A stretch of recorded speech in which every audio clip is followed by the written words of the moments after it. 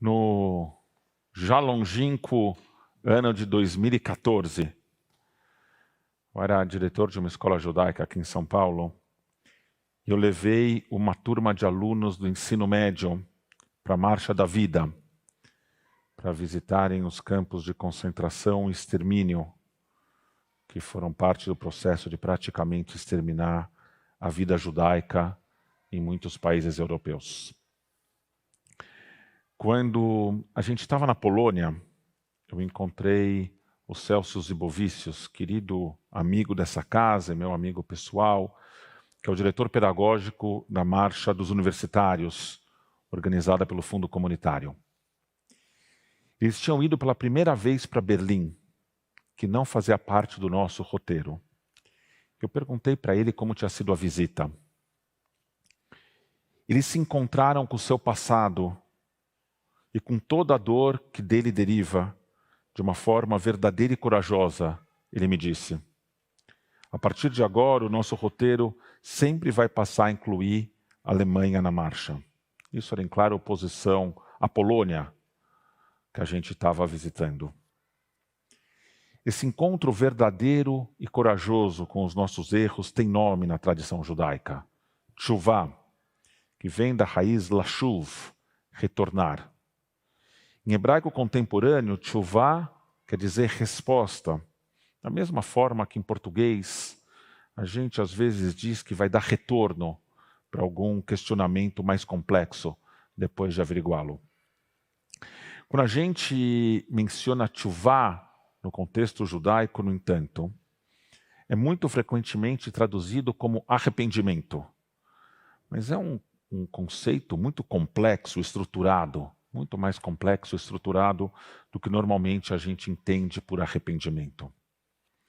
O rabino Joseph Soloveitchik, a principal referência da ortodoxia moderna norte-americana no século XX, carinhosamente chamado de O Rav, falou assim sobre a tshuvah. É um preceito cuja essência não está na realização de certos atos ou feitos, mas sim um processo que às vezes se estende por toda uma vida.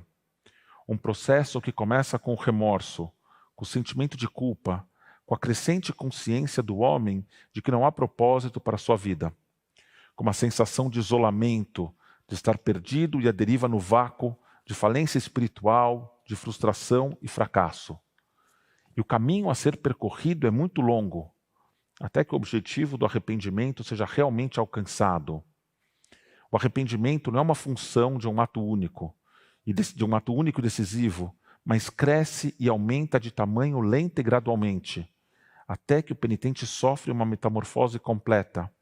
Então, depois de se tornar uma nova pessoa, e só então, ocorre o arrependimento. Tshuvah é claro, é um tema central da preparação espiritual que nos leva a Rosh Hashanah, Yom Kippur e da liturgia das grandes festas. Também é, pelo menos do ponto de vista gramatical, central na paraxá dessa semana, na qual a gente tem 8 variações verbais de lashuv em apenas 10 versos. É a expressão que mais aparece na paraxá dessa semana. Certamente não é por coincidência que os rabinos estruturaram o ciclo de leituras da Torá de forma que Parashat Nitzavim caísse quase sempre no Shabat antes de Rosh Hashanah. Hoje eu queria propor um exercício um pouquinho diferente daquele que a gente vai fazer em Rosh Hashanah e Yom Kippur. Lá, o foco, na maioria das vezes, vai ser nos erros que nós cometemos individualmente, as pessoas que nós ofendemos pessoalmente, as formas como nos afastamos da pessoa que gostaríamos de ser. Mas hoje eu queria que a gente pensasse numa forma um pouco mais coletiva de tshuvah. Que a gente pensasse como comunidade, como sociedade, como nação, nas formas como nós erramos no nosso passado e como em muitos desses casos a tshuvah verdadeira e profunda, como definiu o Rav Soloveitchik, ainda não aconteceu. Como vocês devem saber se escutam essas prédicas, Eu escuto muitos podcasts. Nas últimas semanas, uma coincidência de efemérides me levou a pensar nos nossos erros históricos, cujos processos de tchuvá ainda estão no início. De um lado, os 200 anos da independência do Brasil, em especial quando avaliados em perspectivas distintas daquelas que eu aprendi na escola, olhando para esses processos a partir do olhar de mulheres, de negros, de indígenas e de outros grupos cujas experiências históricas foram quase apagadas, mas que agora começam a reaparecer. Entre as minhas descobertas nesse processo de escutar podcasts é que, na verdade, a independência do Brasil foi declarada pela princesa Leopoldina. Ela manda uma carta para Dom Pedro, contando que ela já respondeu para Portugal, e aí ele tira a espada e grita independência ou morte. Ele grita em resposta à carta que a esposa já tinha enviado. De outro lado, a semana que vem vai marcar 30 anos do massacre do Carandiru, no qual 111 presos foram brutalmente assassinados, sem que nenhuma pessoa tenha ido para a prisão em consequência desse massacre. Esses são dois temas caros para mim, que talvez não sejam para vocês. Mas a gente pode concordar, todo mundo, que a gente merece um encontro verdadeiro e profundo com o nosso passado. Que esse processo vai ser dolorido e que vai nos causar constrangimento, mas que ao final dele nós sairemos melhores e mais fortes. Guardadas as proporções, o exemplo da Alemanha sempre ecoa nos meus ouvidos quando eu penso nesse tema. Certamente não foi fácil para uma geração de alemães que tinha nascido muito depois da Shoah ter sido perpetrada pelos seus pais, pelos seus avós, pelos seus bisavós. E agora eles, os filhos, netos, bisnetos, falavam dos erros como se fossem pessoalmente deles. Mas apesar de difícil e doloroso, nenhum processo que levasse a menos do que isso geraria a transformação necessária. A rabina Dania Rutenberg publicou há algumas semanas um livro sobre a tchuvá, intitulado On Repentance and Repair, sobre o arrependimento e o reparo, no qual ela se baseia nos ensinamentos de Maimônides sobre a tchuvá para analisar o momento que a sociedade norte-americana vive hoje. Nas palavras dela, o trabalho de se arrepender completamente é o trabalho de transformação. É o trabalho de enfrentar histórias falsas e se envolver com a realidade dolorosa. É o trabalho de estar aberto para nos ver como realmente somos, de entender que as necessidades e a dor de outras pessoas são pelo menos tão importantes, se não mais, do que as nossas. É sobre descobrir como ser o tipo de pessoa que vê o sofrimento dos outros e assume a responsabilidade por qualquer papel que possamos ter em causar isso. É sobre reconhecer sua responsabilidade, reconhecer quem fomos e o que fizemos, e também reconhecer a pessoa que somos capazes de nos tornar. Na estrutura que ela adota, fortemente baseada na que propôs Maimônides, há 5 etapas no processo de tchuvá. A primeira é o reconhecimento do erro e da sua responsabilidade por ele. Aqui, a rabina Dania destaca que é fundamental ser o mais específico possível e indicar por que essa ação machucou outras pessoas.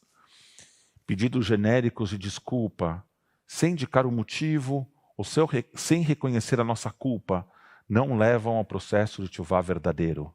Então, pedido do tipo: eu sinto muito que você tenha se sentido magoado pelo que eu fiz, sem reconhecer que eu de fato fiz alguma coisa errada. A verdade é que não levam a lugar nenhum.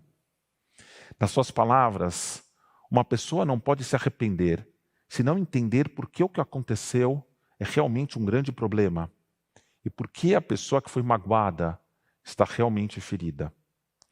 O exercício da empatia, de reconhecer uma situação da perspectiva de outra pessoa, que não necessariamente tem os mesmos valores que você. Entender como as tuas ações a machucaram não é trivial, mas é necessário. como reconhecemos quando somos nós as vítimas da ofensa. Segunda etapa é começar a mudar. Nas palavras de Maimônides, o que é o arrependimento completo? O caso de alguém que tinha o poder de repetir uma transgressão, mas se separou dela e não o fez porque se arrependeu. Mudar sempre é difícil. A gente carrega com cada um de nós os nossos vícios, as nossas manias. A gente se acostuma com eles e não quer abrir mão de quem a gente foi até agora. No entanto, se a gente não se transformar, a gente vai continuar tomando as mesmas decisões e cometendo os mesmos erros. Não há processo verdadeiro de tchuvá ser uma mudança de algo significativo em nós mesmos. Na época de Maimônides, as ferramentas para essa etapa incluíam a reza em súplica, a doação financeira, se colocar em situação de vulnerabilidade, como por exemplo indo morar em outro lugar, para desinflar o ego e permitir que a mudança ocorresse. A Rabina Dania propôs uma atualização dessa lista, adicionando a terapia, a meditação e se educando sobre os temas relacionados à ofensa, para garantir uma compreensão mais sofisticada e complexa do que está em jogo. Quando a gente olha para o nosso passado, esse processo de educação parece ainda mais necessário. A terceira etapa é a restituição e aceitação das consequências. Maimônides listou 5 categorias nas quais a restituição deveria ser paga em casos de dano físico. Uma indenização pela ofensa em si mesma, pela dor, pelos custos médicos, pelo tempo sem trabalhar e pela humilhação. Para cada uma dessas categorias, a gente podia pensar qual a sua melhor aplicação em cada caso. Se uma pessoa, em função de um ato causado por outro, perdeu, por exemplo, a oportunidade de continuar na sua área profissional, a restituição pode incluir o custo de treiná-lo em outra profissão, de tal forma que ele possa voltar a ter um emprego. Mas é reconhecer que papel a gente teve na transformação profunda de outra pessoa. A quarta etapa são as desculpas. Mesmo depois que uma pessoa fez restituição da dívida monetária, e essas são as palavras de Maimônides, ela é obrigada a apaziguar a pessoa prejudicada e implorar seu perdão. Mesmo que ela só tenha ofendido a outra pessoa verbalmente, ela deve apaziguar e implorar até que a parte prejudicada a perdoe. Na introdução do seu livro, a Rabina Dania diz como na sociedade contemporânea a gente coloca o perdão quase como um ônus da vítima, quase como uma obrigação da vítima. E ela diz, não tem obrigação nenhuma de acontecer o perdão se não acontecer o processo de tchuvá profundo e verdadeiro. De acordo com a Rabina Dania, um verdadeiro pedido de desculpas não se destina à pessoa que foi ferida, mas é dada em relação a ela. Requer vulnerabilidade e escuta empática. Exige uma oferta sincera de arrependimento e tristeza por suas ações. Requer compreensão de quando se aproximar de uma vítima pode prejudicá-la ainda mais e navegar por isso com sensibilidade. O objetivo não é fazer mais danos, mas fazer um trabalho que seja de cura, de reparação. Isso significa que as necessidades da vítima devem sempre estar no centro do processo. O quinto e última etapa é garantir que nós vamos tomar decisões diferentes. O processo de tchuvá só está completo quando, uma vez que nós sejamos apresentados em um contexto semelhante, nós tomemos decisões radicalmente distintas. Nós somos frutos do hábito e, sem querer, a gente toma decisões muito, muito parecidas, uma depois da outra. Mudar essa forma de agir exige intencionalidade e reconhecimento do impacto das nossas ações. A Rabina Sharon Brous, de cuja comunidade eu tive a honra de fazer parte, e sempre diz que o judaísmo é paradoxalmente exigente e otimista ao mesmo tempo. De um lado, ele sempre nos aponta a necessidade de tchuvá, de transformação profunda. E de outro, ele sempre acredita no nosso potencial de nos transformarmos e oferece inúmeras oportunidades para fazê-lo. Nas palavras de Rav Nachman de Breslov, se você acredita que pode causar danos, acredite que pode consertar. Se você acredita que pode machucar, acredite que pode curar. Então, meu convite é para a gente pensar nessas 5 etapas, não hoje, não aqui, mas pensar um pouco na nossa história, na dívida que a gente carrega pelos últimos 500 anos, pelos últimos 200 anos, pelos últimos 30 anos, pelos últimos 10 anos. De que forma a nossa sociedade pode pensar em tchuvá como uma ferramenta de reflexão adequada para pensar na nossa história e, mais que tudo, para reparar os erros que nós, os nossos antepassados, causaram. Que essas grandes festas sejam uma experiência transformadora para todos nós, individual e coletivamente. Que em 5.783 nos encontremos com a versão de nós mesmos que sempre sonhamos ser. Shabbat Shalom, Shana Tovah.